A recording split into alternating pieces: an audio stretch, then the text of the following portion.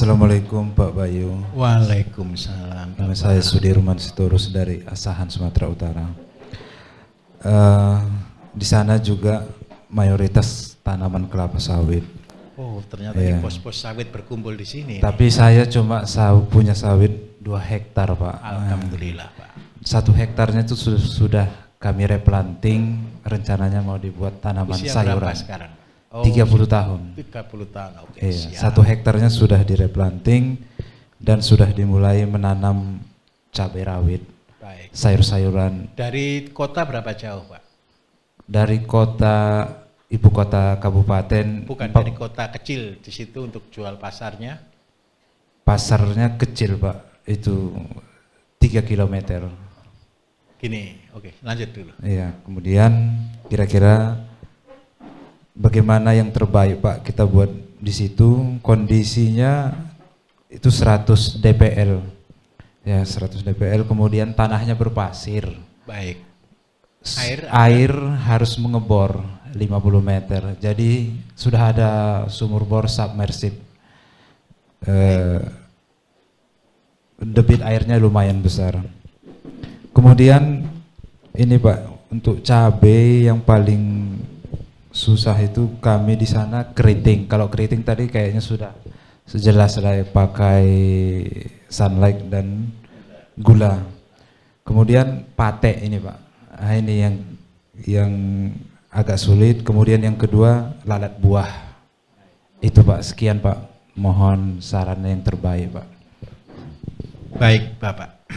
Kalau untuk cabai, untuk mengatasi keriting sudah jelas gunakan drip atau kutu kebul dengan gula dan cuka sebenarnya rumusnya. Terus untuk mengatasi patek, patek itu kan juga cendawan, jadi ada bakteri, terus diinfeksi juga dengan jamur dan virus. Karena itu kita mengatasinya satu, gunakan ZPT, insek fungi Pak.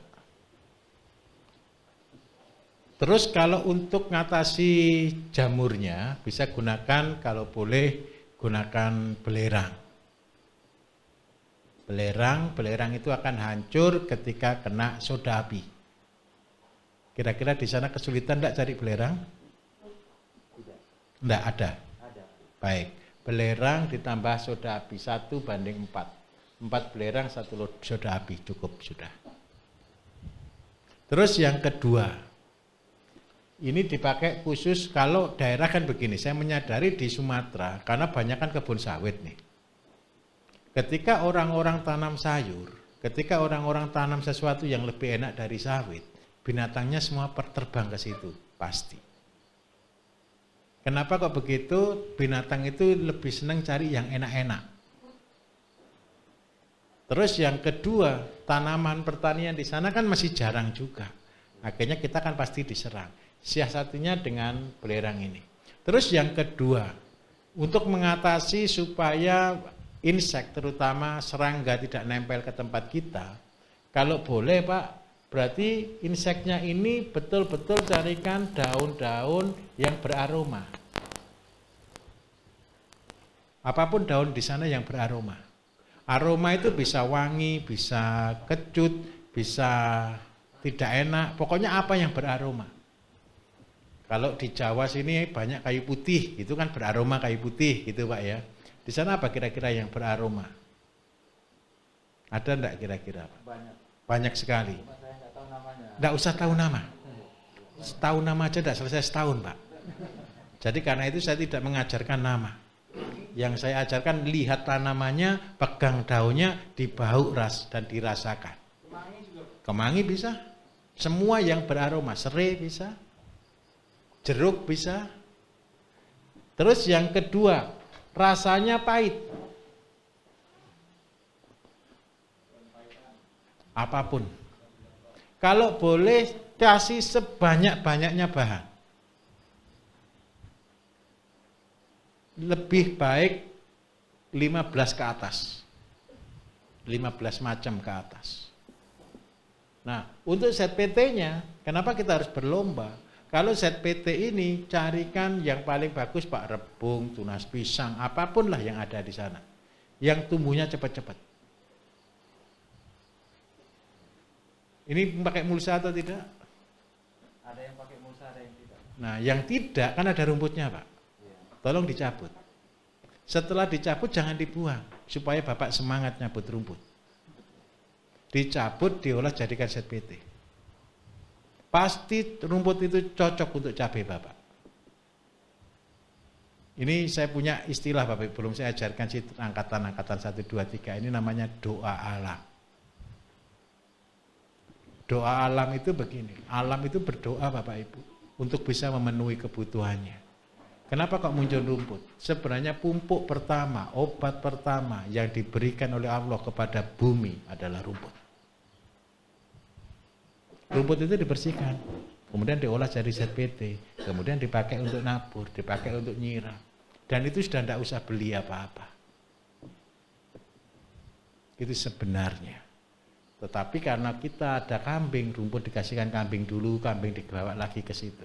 Kapan mengambil rumputnya? Yang terbagus. Ini saya kasih tahu waktunya.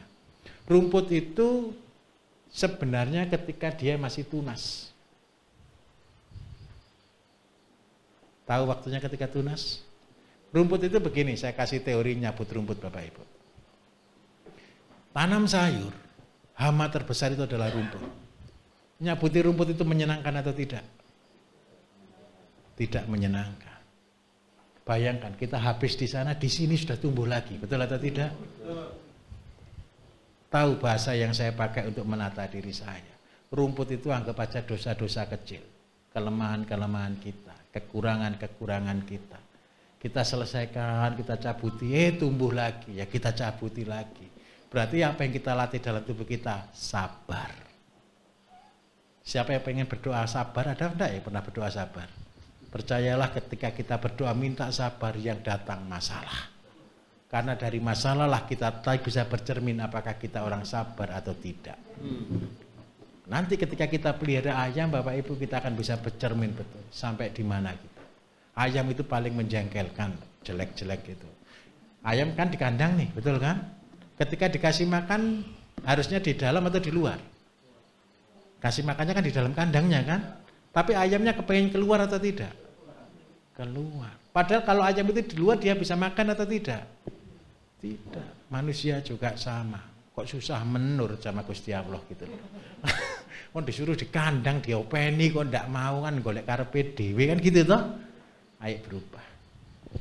Pak minta tolong rumput terbagus, obat terbagus kalau Bapak mau percaya. Ambil rumput-rumput yang baru tumbuh setiap hari. Sambil didoakan sebisa mungkin didoakan. Sambil berdoa.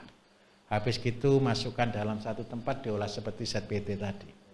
Insya Allah pasti akan sangat bagus. Bonusnya begini loh Bapak Ibu, nyabuti rumput. Ketika Bapak Ibu telaten di situ.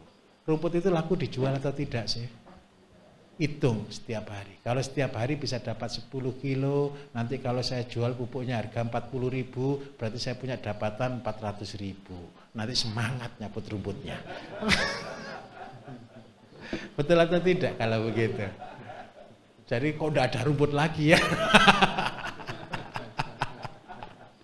Ini serius, ini cara saya menghibur diri.